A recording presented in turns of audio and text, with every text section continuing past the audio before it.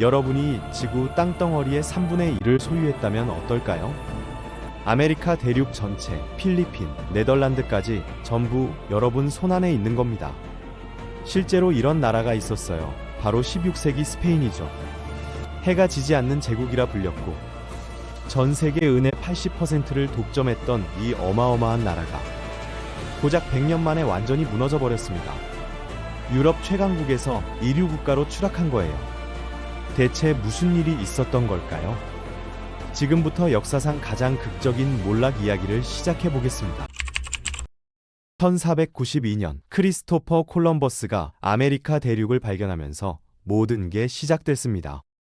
사실 이 이탈리아 출신 항해사는 인도로 가려다가 완전히 엉뚱한 곳에 도착한 건데 이 역사적 실수가 세계를 송두리째 바꿔놨죠. 콜럼버스는 죽을 때까지 자기가 인도에 도착했다고 믿었지만 실제로는 완전히 새로운 대륙을 발견한 겁니다. 스페인 왕실은 이 기회를 놓치지 않았어요. 곧바로 정복자들을 대거 파견했고 에르난 코르테스라는 스페인 군인이 1519년 쿠바에서 출발해 멕시코로 향했습니다. 그는 500명도 안 되는 병력을 이끌고 당시 인구 수백만 명의 아즈텍 제국에 맞섰죠. 말도 안 되는 숫자 차이였지만 코르테스는 아즈텍 내부의 분열을 교묘하게 이용했어요. 아즈텍에 억압받던 부족들을 동맹으로 끌어들였고 1521년 아즈텍의 수도 테노치티틀란을 함락시켰습니다. 그 뒤를 이어 프란시스코 피사로라는 또 다른 정복자가 나타났어요. 이 사람은 원래 문맹이었던 돼지치기 출신인데 신대륙에서 부를 꿈꾸며 남미로 향했죠. 532년 피사로는 168명의 병력으로 남미의 거대한 잉카 제국을 정복하는 기적을 일으켰습니다. 잉카 황제 아타우알파를 생포하고 엄청난 양의 금은보화를 몸값으로 받아낸 뒤 결국 그를 처형해버렸어요. 도대체 어떻게 이런 일이 가능했을까요? 총과 말, 철제 갑옷 같은 기술적 우위도 중요했지만 결정적인 건 원주민들이 면역이 전혀 없던 천연두 같은 질병이었거든요. 유럽인들이 가져온 천연두, 홍역, 인플루엔자가 아메리카 원주민들을 휩쓸었고 아즈텍과 잉카 인구의 90%가 이 전염병으로 사망했습니다. 총보다 무서운 건 병균이었던 거죠. 전쟁이 아니라 질병이 두 제국을 무너뜨린 셈입니다. 정복이 끝나자 스페인은 본격적으로 아메리카 대륙을 약탈하기 시작했습니다. 페루의 포토시 은광은 세계 역사상 가장 유명한 광산 중 하나인데 해발 4,000m가 넘는 고산지대에 위치해 있었어요. 이곳에서는 매년 수백 톤의 은이 쏟아져 나왔고 멕시코의 사카테카스 광산도 마찬가지였죠. 1540년대부터 1640년대까지 100년 동안 스페인이 아메리카에서 캐낸 은의 양이 무려 16만 톤에 달했어요. 현대 가치로 환산하면 수천조 원이 넘는 어마어마한 금액입니다. 포토시 광산에서는 미타 제도라는 강제 노역 시스템으로 원주민들을 착취했는데 수많은 사람들이 열악한 작업 환경에서 목숨을 잃었죠. 이 엄청난 양의 은은 갤리온 선단을 통해 대서양을 건너 스페인으로 실려왔습니다. 갤리온선은 당시 최첨단 대형 범선으로 한 척에 수백 톤의 화물을 실을 수 있었어요. 하지만 카리브해와 대서양은 해적들의 천국이었기 때문에 상황이 녹록지 않았습니다. 영국의 프랜시스 드레이크 같은 해적들은 왕실의 묵인 아래 스페인 선박을 공격했고 네덜란드 해적들도 마찬가지였죠. 그래서 스페인은 군함들이 항상 호위를 서는 대규모 선단 시스템을 만들었고 매년 정해진 시기에만 선단이 출발했습니다. 세비야 항구에는 아메리카에서 온 보물이 산더미처럼 쌓였고 스페인 왕실은 상상을 초월하는 부를 손에 넣게 됐어요. 그런데 문제가 여기서 시작됐습니다. 스페인 왕실은 이 막대한 부를 손에 넣자마자 물 쓰듯 써대기 시작한 거예요. 당시 스페인 왕이었던 펠리페 2세는 1556년부터 1598년까지 42년간 재위했는데 그의 통치 기간이 바로 스페인의 전성기이자 몰락의 시작이었습니다. 펠리페 2세는 유럽 최대의 궁전인 엘 에스코리아를 지었어요. 이 궁전은 수도원과 왕궁, 도서관을 합친 거대한 복합 건축물로 건설하는 데만 21년이 걸렸고 천문학적인 비용이 들어갔죠. 하지만 더 큰 문제는 끝도 없는 전쟁이었습니다. 펠리페 2세는 유럽 전역에서 가톨릭을 지키겠다는 명분으로 계속해서 전쟁을 벌였거든요. 네덜란드는 원래 스페인 영토였는데 종교 개혁의 영향으로 개신교가 퍼지면서 독립운동이 시작됐어요. 스페인은 이 반란을 진압하기 위해 80년 동안 전쟁을 벌였고 막대한 군사비를 쏟아부었습니다. 1571년에는 오스만 제국과 레판토 해전을 벌였어요. 이 전투에서 스페인이 이끄는 기독교 연합 함대가 승리했지만 전쟁 비용은 엄청났죠. 그리고 1588년 역사상 가장 유명한 해전 중 하나인 무적 함대 사건이 터졌습니다. 펠리페 2세는 영국을 정복하기 위해 130척의 군함과 3만 명이 넘는 병력을 동원했어요.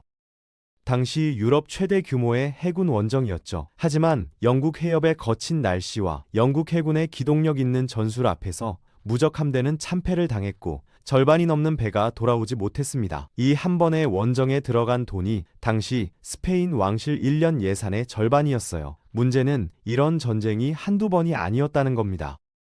펠리페 2세는 프랑스와도 전쟁을 벌였고 포르투갈을 합병하는 전쟁도 치렀죠. 전쟁, 또 전쟁이었습니다. 아메리카에서 온 은은 전쟁터에서 연기처럼 사라졌어요.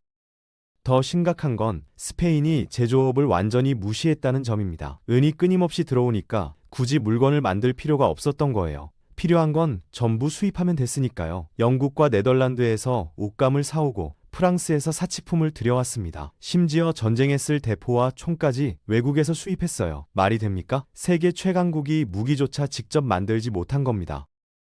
17세기 스페인의 제조업 생산량은 영국의 3분의 1 수준에 불과했죠. 아메리카에서 온 은은 스페인을 그냥 거쳐서 유럽 전역으로 흘러들어갔고 정작 스페인에는 아무것도 남지 않았습니다. 경제학자들은 이걸 자원의 저주라고 부르는데 천연 자원이 너무 많으면 오히려 산업 발전이 막힌다는 이론이에요. 현대의 많은 산유국들이 똑같은 문제를 겪고 있거든요. 베네수엘라나 나이지리아처럼 석유는 넘쳐나는데 경제는 엉망인 나라들이 있죠. 스페인이 바로 그 첫 번째 사례였습니다. 스페인 사회 구조도 큰 문제였습니다. 귀족들은 일하는 걸 엄청난 수치로 여겼고 땅에서 나오는 소작료만으로 살았어요. 상공업은 천한 직업으로 취급받았고 유능한 사람들은 성직자나 관료가 되는 길을 택했죠. 17세기 초 스페인 인구 800만 명 중에서 귀족이 50만 명, 성직자가 20만 명이었습니다. 전체 인구의 거의 10%가 생산 활동을 안 하고 특권만 누린 거예요. 이들은 세금도 내지 않았고 법적으로도 특별 대우를 받았습니다. 게다가 1590년대에 약 30만 명의 유대인과 무어인을 추방했는데 이게 정말 치명적이었어요. 무어인은 북아프리카에서 온 이슬람 교도들인데 수백 년 동안 스페인에 살면서 뛰어난 기술과 상업 능력을 보여줬죠. 유대인들도 마찬가지였고요. 이들이 바로 스페인에서 가장 숙련된 장인, 상인, 은행가들이었거든요. 종교재판소는 가톨릭이 아닌 모든 사람들을 이단으로 몰아 추방하거나 처형했고 경제의 핵심 인력이 하루아침에 사라진 겁니다. 많은 유대인들이 네덜란드로 도망갔고 그곳에서 자본과 기술을 바탕으로 네덜란드의 황금 시대를 만드는 데 기여했어요. 은이 계속 들어오면서 엄청난 인플레이션이 발생했습니다. 경제학에서 말하는 가격혁명이 일어난 거죠. 1500년대 초와 비교하면 1600년대 초 물가가 4배나 뛰었어요. 빵 한 덩이 가격이 4배가 된 겁니다. 임금은 물가를 따라가지 못했고 서민들의 생활은 점점 어려워졌죠. 농민들은 땅을 버리고 도시로 몰려들었습니다. 하지만 도시에도 일자리가 없었어요. 제조업이 발달하지 않았으니까요. 결국 거지와 불황자가 넘쳐났고 농업 생산량은 계속 떨어졌습니다. 17세기 중반 스페인의 농업 생산량은 100년 전의 절반 수준으로 떨어졌어요. 식량까지 수입해야 하는 상황이 된 겁니다. 아이러니하게도 세계에서 가장 많은 은을 가진 나라가 파산 직전까지 내몰렸죠. 펠리페 2세는 재위 기간 동안 무려 4번이나 국가 부도를 선언했거든요. 1557년, 1575년, 1576년, 1578년에 각각 부도를 냈습니다. 이탈리아와 독일의 은행가들에게 빌린 돈을 갚지 못해서 말이죠. 돈은 넘쳐나는데 빚을 갚지 못하는 웃지 못할 상황이 벌어진 겁니다. 17세기에 들어서면서 상황은 더욱 악화됐습니다. 1618년부터 1648년까지 유럽 전역을 휩쓴 30년 전쟁이 터졌고 스페인은 가톨릭 편에 서서 개입했어요. 또다시 막대한 군사비를 쏟아부은 겁니다. 결국 1648년 베스트팔렌 조약으로 전쟁이 끝났을 때 네덜란드의 독립이 공식적으로 인정됐죠. 80년을 싸운 전쟁에서 결국 진 겁니다. 1640년에는 포르투갈마저 스페인에서 떨어져 나갔어요. 포르투갈은 원래 독립국가였는데 1580년 왕위 계승 문제로 스페인에 합병됐다가 60년 만에 다시 독립한 겁니다. 1650년대에는 카탈루냐 지방에서 대규모 반란이 일어났고 이탈리아의 나폴리와 시칠리아에서도 봉기가 터졌어요. 제국 곳곳에서 동시다발적으로 균열이 생긴 거죠. 스페인 왕실은 반란을 진압하느라 또 돈을 쏟아부었지만 이미 국고는 바닥난 상태였습니다. 해외 식민지에서도 문제가 생겼습니다. 네덜란드와 영국이 본격적으로 해외 진출에 나서면서 스페인의 무역 독점권이 흔들리기 시작한 거예요. 1602년 설립된 네덜란드 동인도 회사는 세계 최초의 주식회사로 막강한 자본력을 바탕으로 아시아 무역을 장악했습니다. 1618년 네덜란드가 인도네시아의 자바를 점령하면서 스페인의 아시아 무역망이 무너졌어요.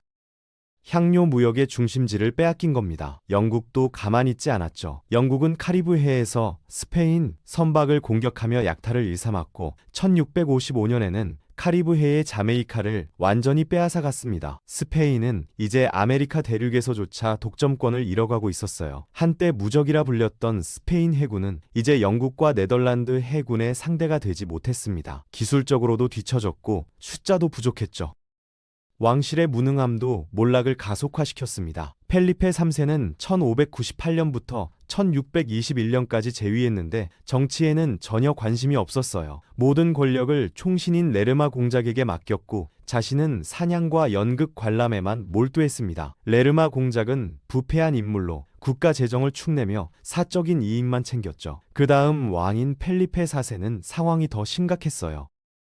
1621년부터 1665년까지 재위했는데 그는 심각한 정신적, 육체적 장애를 가지고 있었습니다. 합스부르크 왕가가 수백 년 동안 근친혼을 반복한 결과 유전병이 대물림된 거예요. 펠리페 4세의 아버지와 어머니는 삼촌과 조카 사이였거든요. 그는 4살이 될 때까지 걷지 못했고 8살이 될 때까지 제대로 말하지 못했습니다. 성인이 된 후에도 혀가 너무 커서 발음이 불명확했고 턱이 기형적으로 튀어나와 음식을 제대로 씹지도 못했어요. 정신적으로도 문제가 많아서 국정을 돌볼 능력이 전혀 없었죠. 그는 39살에 후계자 없이 사망했고 스페인의 합스부르크 왕조가 완전히 끝났습니다. 펠리페 4세가 죽자 유럽 전역이 스페인 왕위를 놓고 전쟁에 휘말렸어요. 프랑스의 부르봉 왕가와 오스트리아의 합스부르크 왕가가 왕위를 주장하며 맞붙은 겁니다. 1702년부터 1714년까지 이어진 스페인 왕위 계승 전쟁으로 유럽 전역이 불바다가 됐고 스페인은 또다시 막대한 피해를 입었죠. 1713년부터 1715년까지 체결된 위트레헤트 조약으로 전쟁이 끝났을 때 스페인은 더 이상 강대국이 아니었습니다. 네덜란드는 이미 독립했고 벨기에는 오스트리아에 넘어갔으며 이탈리아의 나폴리와 밀라노, 사르데냐는 오스트리아가 차지했어요. 시칠리아는 사보이 공국이 가져갔고 지브롤터와 미노르카 섬은 영국에 넘어갔습니다. 유럽에서 거의 모든 영토를 잃은 거죠. 아메리카 식민지는 아직 남아 있었지만 이마저도 19세기 초 독립전쟁으로 모두 떨어져 나갔습니다. 1810년부터 1820년대까지 시몬 볼리바르와 호세 데 산 마르틴 같은 독립 영웅들이 이끄는 혁명으로 남미 전역이 스페인으로부터 독립했어요. 멕시코, 아르헨티나, 칠레, 페루, 콜롬비아, 베네수엘라가 모두 독립국이 됐고 스페인에게 남은 건 쿠바와 필리핀 정도였습니다. 한때 해가 지지 않는다던 제국은 이제 유럽의 변방 국가로 완전히 전락했죠. 무엇이 스페인을 이렇게 만들었을까요? 끝없는 전쟁, 제조업 경시, 사회 구조의 경직성, 왕실의 무능함이 모두 복합적으로 작용한 결과입니다. 스페인은 눈앞의 은에 취해서 미래를 준비하지 못했어요. 산업을 발전시키는 대신 수입에 의존했고 유능한 인재를 종교적 이유로 내쫓았으며 전쟁에만 돈을 쏟아부었죠. 귀족들은 일하는 걸 수치로 여겼고 왕들은 근친혼으로 유전병에 시달렸습니다. 16세기 중반 스페인은 세계 최강국이었지만 150년 후에는 삼류 국가가 됐어요. 역사는 영원한 승자도 패자도 없다는 걸 보여주죠. 중요한 건 자원이 아니라 그걸 어떻게 쓰느냐입니다. 스페인의 몰락은 현대에도 중요한 교훈을 줍니다. 천연자원이 아무리 풍부해도 그걸 제대로 활용하지 못하면 의미가 없거든요. 산업을 발전시키지 않고 수입에만 의존하면 결국 경쟁력을 잃게 되고 사회 구조가 경직되어 있으면 변화에 적응할 수 없습니다. 유능한 인재를 내쫓으면 그 대가는 치명적이에요. 오늘 이야기가 좋았다면 구독과 좋아요 알림 설정을 잊지 마세요. 감사합니다.